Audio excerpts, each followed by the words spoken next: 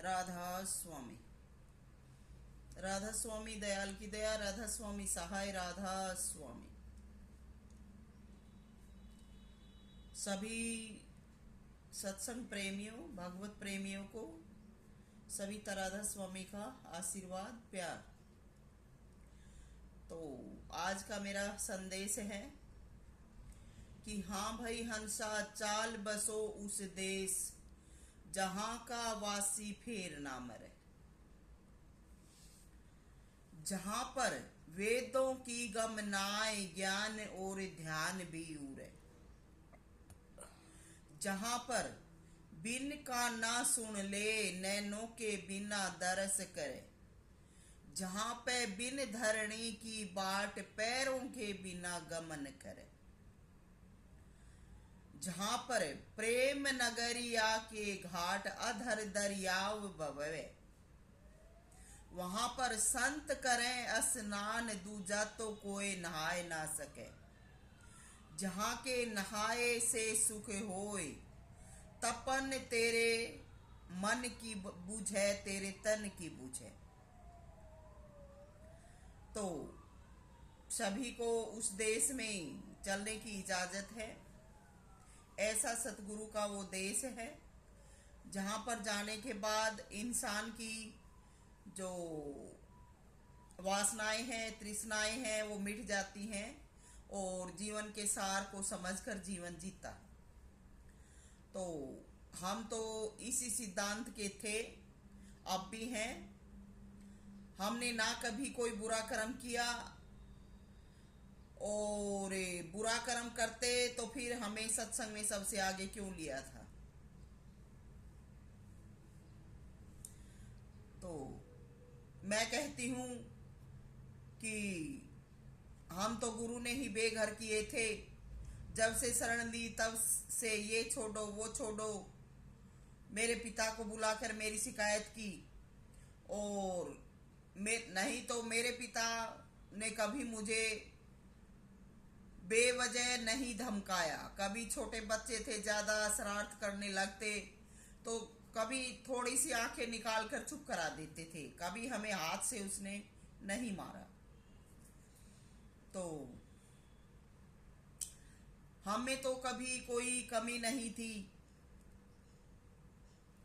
मेरे पिताजी मुझे कभी मना भी नहीं करते और कभी मुझसे नाराज भी नहीं होते, क्योंकि मैं ऐसे सिद्धांत की थी।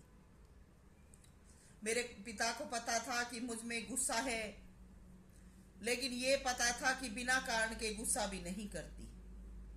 एक ही बात बोलते थे कि इसमें एक ही कमी है कि ये गुस्सा बहुत ज्यादा करती है। तो हमारे गुरु ने ही मेरे पिता को बुलाकर मेरे बारे में कुछ कुछ बोला। अब मेरे सामने मैटर दो का था। एक पिता का था जिन्होंने जन्म दिया था, दूसरा गुरु का था क्योंकि उनसे मैंने ज्ञान लिया था। इसलिए मैं न पिता की आज्ञा का उल्लंघन कर सकी, न गुरु की आज्ञा का उल्लंघन किया। बल्कि मेरे दिल में ये भाव था कि पिता से बढ़कर ज्ञान में गुरु हैं, तो अगर गुरु साथी होंगे तो पिता को अपने आप पे कंट्रोल कर लेंगे। इसलिए मैंने साथ अपने गुरु का ही दिया था और अपने पिता से कहा था कि बाबूजी आप चुप रहो, मैं जो कर रही हूं वो सही कर रही हूं। तो गुरु की शिकायत की वजह से मेरे पिता मेरी जिद के कारण कुछ बोल नहीं पाए। तो हमें पिता की नजरों में जिद्दी करार करवा दिया था और खुद ने अपना नाम ऊंचा करके कब्जा जमा लिया था। क्योंकि कोई भी बात होती तो मेरे पिता के पास संदेश भिजवा देते कि आपकी बेटी ऐसा कह रही है, ये कर रही है, वो कर रही है। तो मेरे पिता सोचते थे कि मुझ में शायद कोई कमी हो गई है। लेकिन मैंने कभी अपने पिता की भी परवाह नहीं की। मैं यही सोचती रहती थी कि जब आखिर में जब मेरी जीत होगी तो मैं अपने पिता को दिखाऊंगी कि देखो बाबूजी आप क्या कह रहे थे। लेकिन ये खुदा की मौज है, उनका संसार में समय इतना ही था, पर जीते जी उनको पता लग गया था कि मेरी बेटी गलत नहीं थी। उनको दर्शन मिल चुका था अंतर में, तो इसलिए मेरे पिता को संतोष था, शांति थी। तो गुरु ने ही हमें बर्बाद किया है। अब जब इतना ही वक्त लाकर खड़ा कर दिया तो कहने में मैं कोई कसर नहीं छोड़ूंगी। गुरु ने अपना नाम ऊंचा करके कब्जा जमा लिया, लेकिन जो खुदा की तरह मजबूत होते हैं उनके हौसलों को कौन कम करवा सकता है।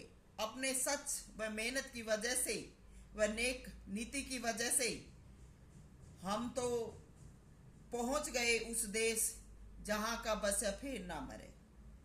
दिन रात भागे फिरते हैं कि फला जगह जाऊं, फला जगह जाऊं, पाप धुल जाएंगे। ऐसी लोगों की मानना है, फला जगह जाऊं तो ये पुण्य मिलेगा। मैं कहती हूं पाप करो ही मत, धुलवाने की जरूरत ही नहीं पड़ेगी। और पुण्य स्वयं करो, घर बैठे करो। जो पुण्य आप करोगे वो आपका ही रहेगा। तो बाहर धर्म धक्के खाने की जरूरत ही नहीं है। बाहर जाकर किससे क्या उम्मीद करते हो? सब झूठ है। मैंने जीवन में किसी का विश्वास नहीं किया। एक अपने गुरु का विश्वास किया था। मेरा गुरु हर साल गंगा में स्नान करने जाता है और दुनिया में बड़े बड़े प्रवचन सत्संग करवाता है, लेकिन गंगा में नहाकर मेरे गुरु की मति नहीं बदली। हर रोज जितने भी जीव आते हैं उनके साथ चाल चलता है, लेकिन उन जीवों को पता नहीं है, वो प्यार समझ लेते हैं। 21 साल के समय के दौरान मैंने अपने गुरु को कभी भी एक पल भी सच बोलते नहीं देखा। बल्कि मैं ये कहती हूँ कि जितना भी कोई कमी करता है और उसकी कमी आगे लाकर दिखाई जाती है तो उसकी कमर को थपथपाता है। तो ये गुरु का कौन सा गुण है? मैं सविता मालिक की कैसी भी मौज पाऊं, मगर मुझे झूठ सहन नहीं होता। तो कभी भी मैंने एक पल भी 21 साल के वक्त में एक पल भी सच बोलते नहीं देखा। जितना गाता है बोलता है उतना ही झूठ बोलता है। जिसमें उसका अपना स्वार्थ निहित है उतना ही बोलता है। 77-78 साल की उम्र का एक शख्स मेरा गुरु ही देखा है जो इतना झूठा है। लेकिन कहोगे कि ये इतनी दुनिया जो जा रही है इसका वहां पर विश्वास क्यों है? ये सब कार्य भगवान पूरा करता है। गुरु तो मेला लगाता है, बैठ जाता है, जो अच्छे नजर आते हैं उन्हीं को आगे आगे कर लेता है। बस सेवा दो और चलो। सत्संग वचन लिखे पड़े हैं,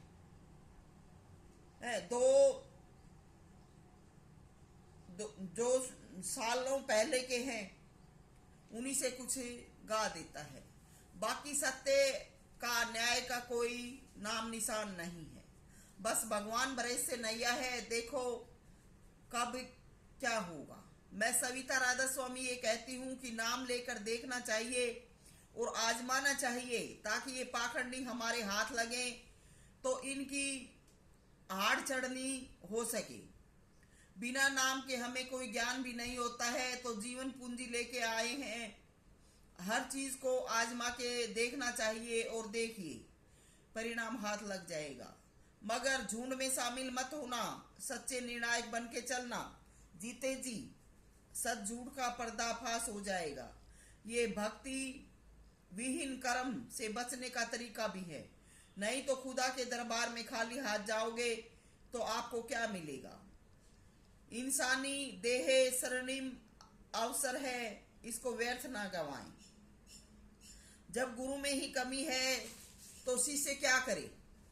6 साल बाद हम सत्संग में गए। 6 साल तक हम सत्संग में वीडियो से सत्संग सुनते रहे, लेकिन जब परमात्मा ने मजबूर किया कि तू एक बार और चल के देख, फिर से बदमाशी की तो मैं इनका सही से निपटान करूंगा, तब मैं गई थी। नहीं तो मैं अपने दिल आत्मा में संतोष करके अपने घर बैठ गई थी। अब 2 साल जाते हुए हो गए। हम हर अवसर पर सब कुछ अच्छे से अच्छा लेकर गए हैं, अच्छे से अच्छा किया है। बेटी के जन्मदिन पर 8 जोड़ी कपड़े महाराज जी के, और दिनों में जो मेन सेवादार हैं, बहन भाई, उन सभी के पैंट शर्ट कुर्ता पजामा लेकर गई। कुल मिलाकर 2 साल में 2 लाख का बजट बन चुका है। 6 साल में जब गई थी तो महाराज जी की अनगिनत चीजें, 17-18 जोड़ी कपड़े थे, तरह तरह के गुली बंद हर प्रकार के कपड़े थे, कच्चे बनियान तक, तौलिया, सब कुछ लेकर गई थी।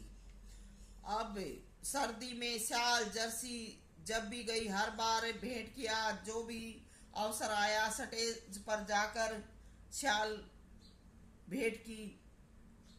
और वहां से जो सत्संग झलकियां प्रसारित होती हैं, उनमें जो भी भेंट देता है उन सभी की तस्वीरें आती हैं।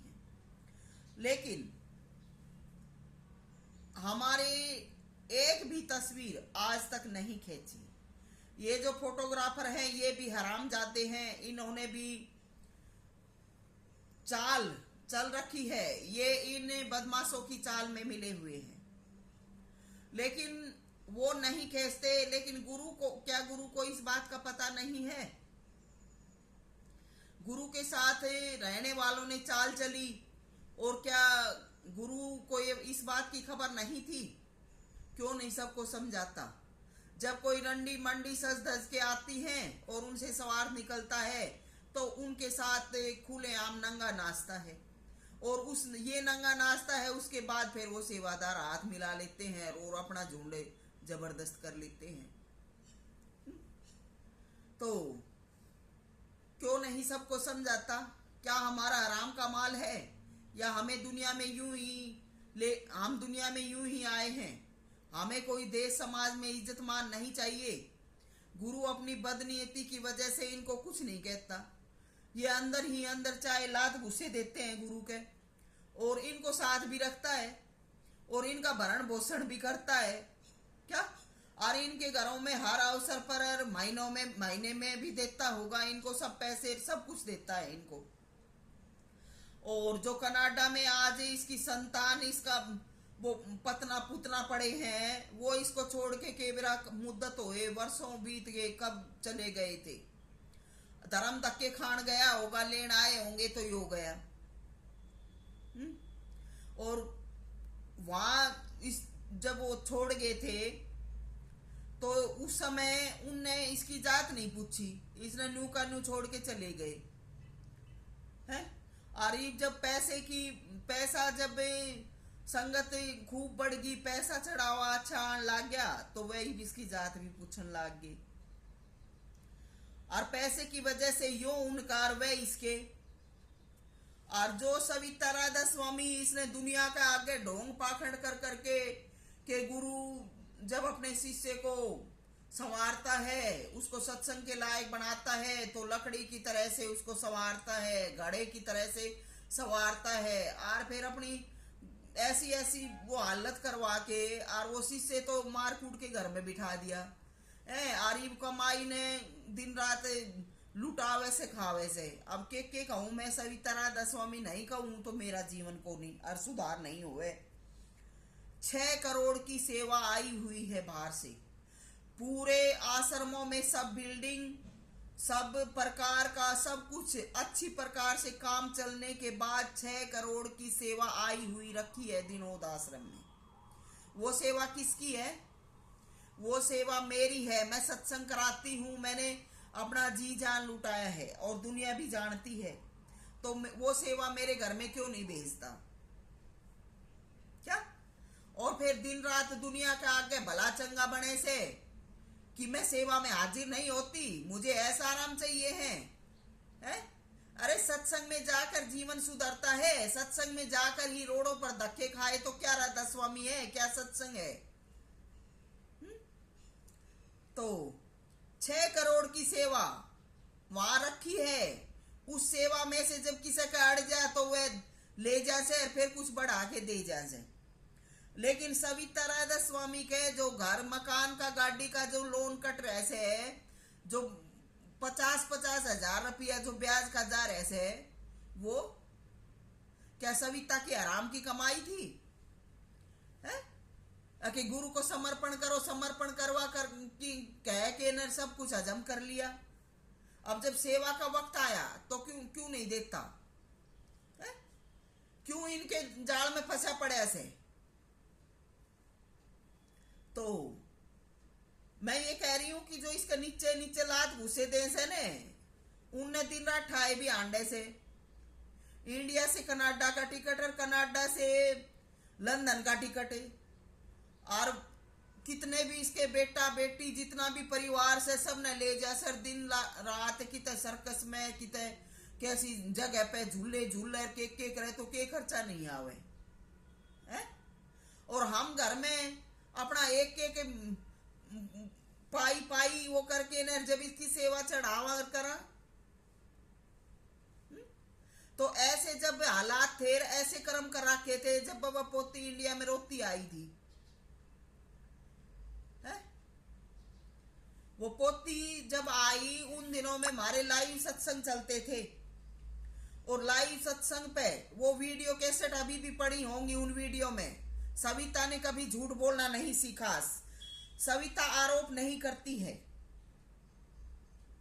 तो जब वो आई तो वीडियो, ये लाइव वीडियो चलती थी सत्संग की, और लाइव पे डेली सुबह 10 बजे मैं बैठती थी अपना काम छोड़ के, चाहे भागम भाग पूरा करके, और मैं उन लाइव वीडियो पर दर्शन देती रही, और फिर वहां का सत्संग जारी रखा दिनोद का। यहाँ हाड टूटे पड़े थे लेकिन लाइव पे बैठ बैठ के वहां का सत्संग मैंने जारी रखवाया, और इससे दुनिया का सिला जारी रहा। तो वो पोती बैठ के शब्द गावे और अपना इस दादा के साथ बैठी रोवे, और आशीर्वाद दिया जब उसकी शादी हुई। उसके बाद उसकी शादी हुई, और जब ये कनाडा गया तो आश्रम में फिर इसके पंचायती चौधरी और बन जैसे नीचे नीचे साथ चालन ने काम मेरे दौर करवा, आशीर्वाद मेरे दौर करवावे हैं। जब यो कनाडा गया वहां जाके यो नीचे नीचे जाके सारा सब कुछ करवाया। इसने हम चारों, मेरे बेटा बेटी, मेरा आदमी, मैं, हम क्यों ना पूछे मारा टिकट क्यों नहीं बनवाता यो है? मारे अब इतनी उम्र होगी क्या हम साथ रहने के, हम सत्संग करण के, बाहर जाने के हम नहीं सा है? यो हमने साथ क्यों नहीं रखे? क्योंकि इसकी चाल पकड़ी जा। और फिर सविता ने ही गुरुद्रोही बतावे से है? क्या सविता की देही में खून सहे को नहीं जो उबड़े निगा नहीं? जिस सविता ने इसका 21 साल से कुर्बानी दे दे के अपना, क्या बताऊं मैं, ये सब अनुभव की और अपने उसकी बातें हैं, इसका के करे ऐसे मनने है? वो सविता ने तो पागल बना रहे से, कोई भेद नहीं देवे, लेकिन के सविता में मत ही को नहीं, सविता में कोई ज्ञान नहीं से, सविता जाने ही नहीं की है?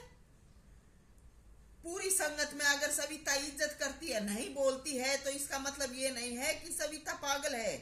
अब कहां से लाऊं मैं इसका नित नया भोजन, सामग्री भोजन और धन, और कैसे डेली दिनोद में मैं आऊं? मेरे पैर तो कोनी। उन दिनों में तो मैंने रेल का पास बनवा रखा था, रोज इसका खाना ले लेके ने मैं के बेरा कितने साल तक आई गई सू। अब इसका डेली कैसे सप्लाई करूं है? ये जो दिनोद में सेवा आती है, इस पे मेरे आदमी, मेरे बेटे बेटी व मेरा हक होगा, क्योंकि उन दिनों में सेवा हमने करी। ये साथ रहने वाले थे, मैं इनको गलत तो नहीं कहूंगी, रहना चाहिए, सेवा ये भी कर रहे हैं वहां रह के, लेकिन हमने जो दिल आत्मा से सेवा करी वो सेवा इसने फिर उनने से करवाई हो। हम क्यों बांध के रखे, क्यों मारे है? तो ये भी सेवादार जो रह रहे से, ये भी रख रखे से, तो ये भी कर रहे से अपना, इनको मैं दोष नहीं दूंगी। लेकिन जब मेरा बेटा मेरी बेटी सबसे आगे सेवा में रहे से, मेरे साथ है, तो दीनोद आश्रम में भी हर जगह ये ही रहने चाहिए, सबसे आगे इन्हीं का होगा पहला स्थान है। यो क्यों रोज दूसरे नए नए ठग ले आवे से आगे करके रखे से? जो सब प्रकार के गलत कार्य करते हैं, वहां रह के भी जो रिश्ते नातेदारी बरतते हैं, है? और वो ही वहां पर बैठे खा रहे हैं। कुछ एक को छोड़कर बाकी ऐसे ऐसे बदमाश हैं जो गुरु का या परमात्मा का नाम ही नहीं जानते। बस आवे से आगा आगा दिखावा करके ने अपने खावे पीवे मौज मस्ती उड़ा के फिर अपने संसार में जाके राचे माचे से सबने नाम छोड़ा। हम चारों ही नाम पर रहे, लेकिन नाम की कमाई किसको खिलाता है और बोल के भी दिखाता है। गुरु के साथ द्रोह रखते हैं। मैं कहती हूं गुरु जैसा द्रोही तो मैंने कोई भी नहीं देखा। हर सत्संग में सेवादारों को सत्संग दिया जाता है, उस दिन भी मैं लाइव सत्संग पर बैठकर संगत को दर्शन देती हूं। जहां तक कैमरे की लाइट पहुंचती है वहां तक मैं संगत को दर्शन देती हूं, और सत्संग वाले दिन मैं हाजिर होकर वहां पर उपस्थित होती हूं। और उसके अलावा डेली के जो सत्संग वीडियो जो डाली जाती है वो भी मैं डेली सुनती हूं। तो हम नुगरे होंगे, फिर भी हम नुगरे होंगे, है? कोई भी शर्म लिहाज का मैंने कुछ आज की इस दुनिया में शर्म लिहाज तो रह ही नहीं रही। तो कैसे कि गुरु के साथ द्रोह रखते हैं। मैं कहती गुरु जैसा कोई द्रोही भी नहीं है, क्योंकि मैंने अपने जो वीडियो डालती हूं उससे फोटो इसीलिए हटाया क्योंकि वो दिनोद में हमारे फोटो क्यों नहीं आए सत्संग में जो फोटो आते हैं, वीडियो बनती हैं, वो उनमें हमारे फोटो क्यों नहीं आते? हमसे नीचे नीचे जो कुछ भेंट ले जा वो ले लेवे, हम नहीं जावा तो खड़े होके हमारी बेइज्जती बदनामी हमारे अड़ोस पड़ोस में जहां भी इनका मौका लगे वहां हमारी बेइज्जती करते आंडे है। तो जो कुछ हमारे पे हो वो भी ले लेवे, हमने खड़े करके अपनी इज्जत भी करवा ले, अपने कर्म भी कटवा लेवे और अपनी खुद की दुनिया में इज्जत करवा लेवे। क्यों? हम परमात्मा के बनाए हुए नहीं है, हमारे कोई दुख दर्द नहीं होता है। कनेडियन की पोती ने कौन ब्याह हुआ था, लाइव सत्संग में बैठकर रोई और फिर उसे आशीर्वाद दे के और परमात्मा तो प्रार्थना करवा के ने और मन ने करा मालिक ते उसके नाम का सब भजन सुमरण, और जब उसका ब्याह शादी करी है? तो यो मारे कनाडा के टिकट क्यों नहीं बनवावे?